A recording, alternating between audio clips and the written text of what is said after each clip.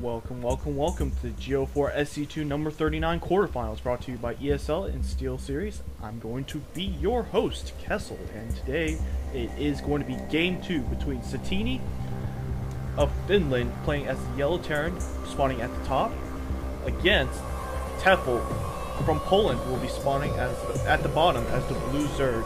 And Tefel apparently goes by Kuba and the European servers now, so I'm going to call him Kuba for now, but at the end of the game I'll call him Tefel again.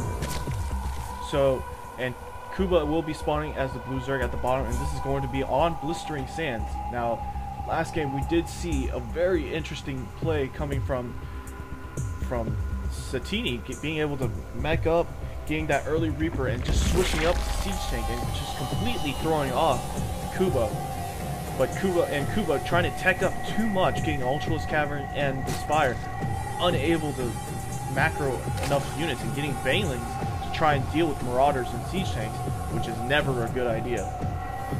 So we'll see if Kuba will be able to take this to game 3. Satiini building up barracks over here to wall off, and once again an early refinery coming up for Satiini, and a supply depot also going up. The Overlord is starting to fly over to Satiini's base, going to scout and see what's going on.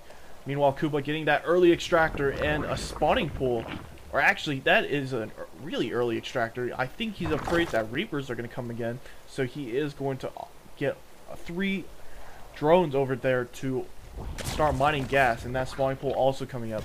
And it looks like, yes, that tech lab is up, and I think we can guess what is going to start coming out of that. And if you can't guess, it's going to be Reapers. So I'm just going to tell you right now, it's probably going to be Reapers. But if it's not, then I am wrong. But I've been right once, so I think I'll go 2 for 2. Satiini moving one of his SCVs over to try and scout, and he will be able to see that that extractor is up. So, and that spawning pool just finishing, and Kuba just barely getting enough gas to start getting his link speed, and there it goes, the link speed is up, and Reapers are coming out of this Satiini's barracks. So yep, I was totally right again.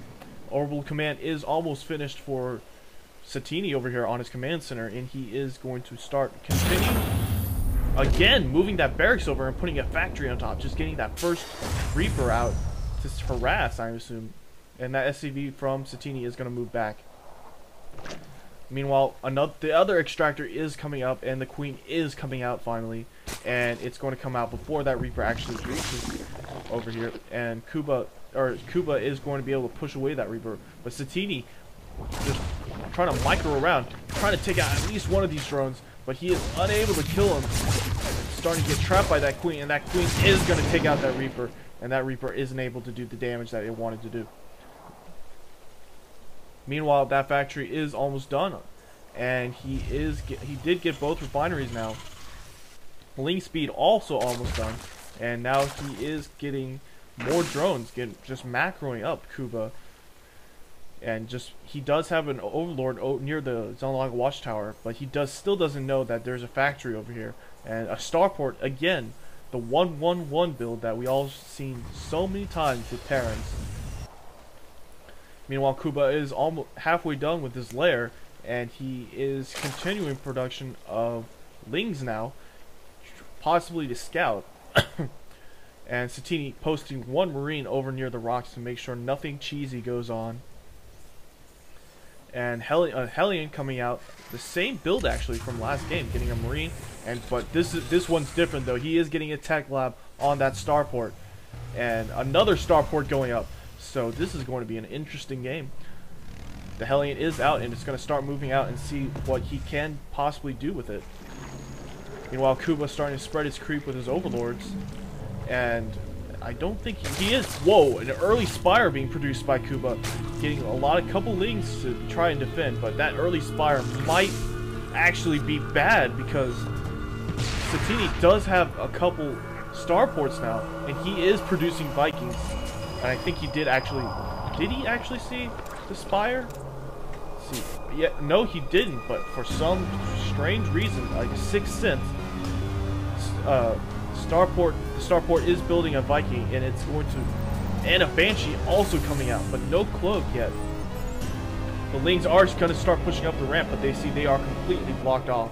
so they are forced to run back and forth like angry dogs. And Satiini building a couple more, just continuing more Vikings coming out, but still no cloak coming out of that tech lab.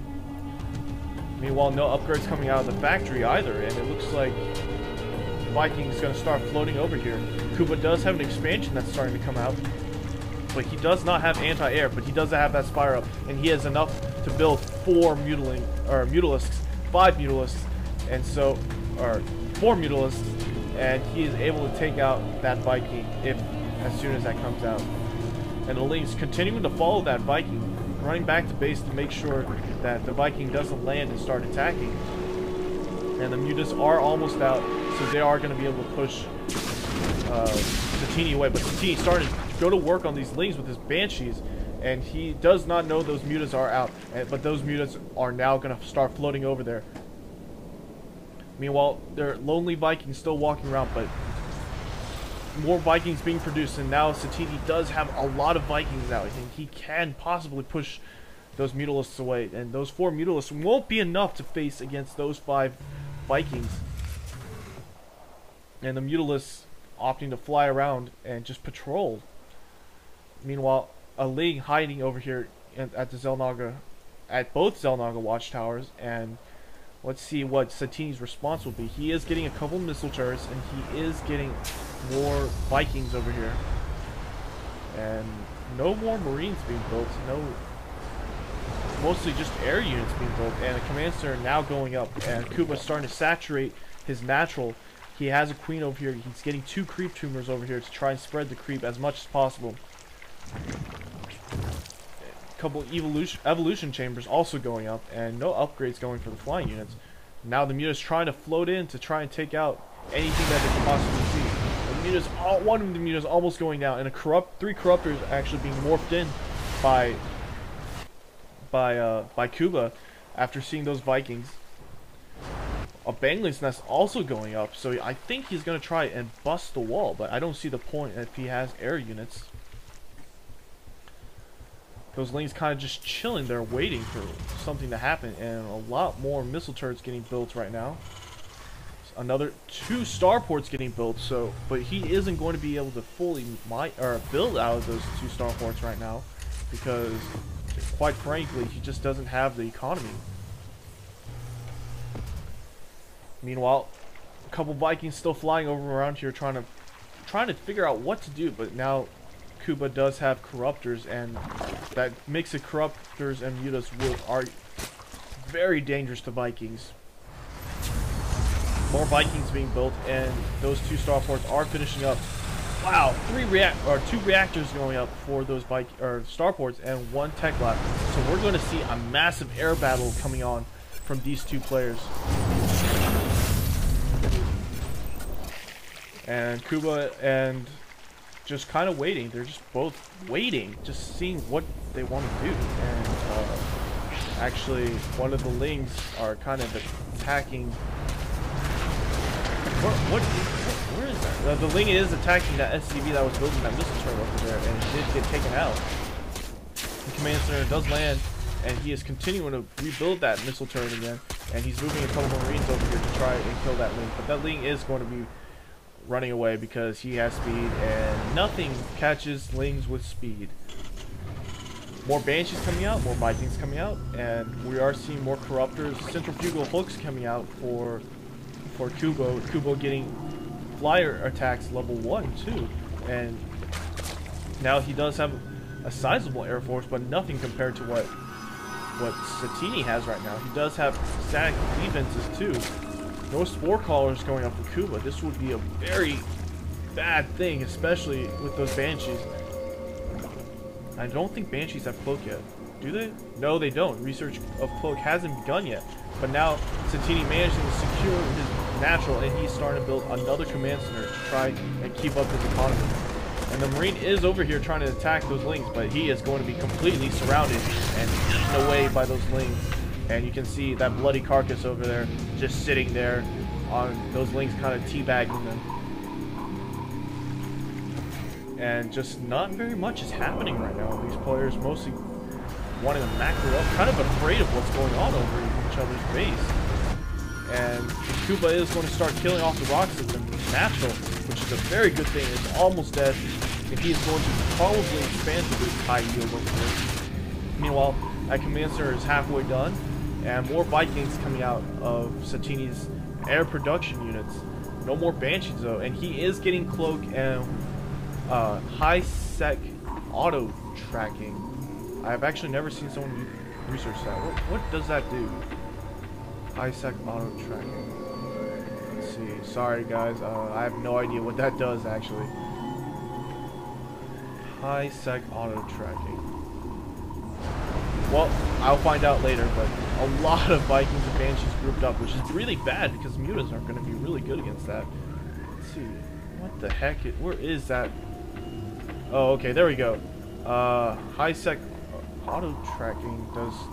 Okay, never mind. Anyway, those Vikings and Banshees are going to start moving out, and there are a couple Lings on the field, but they're going to get taken out.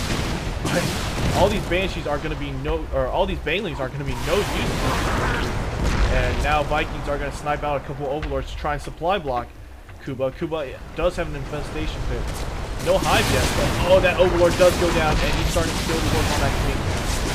And those Vikings trying to take out those mutas, trying to microwave and kill the mutas. And he does manage to kill a couple, but and one Banshee does barely manage to survive.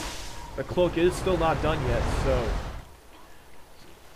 Kuba still has the advantage with a lot of corruptors.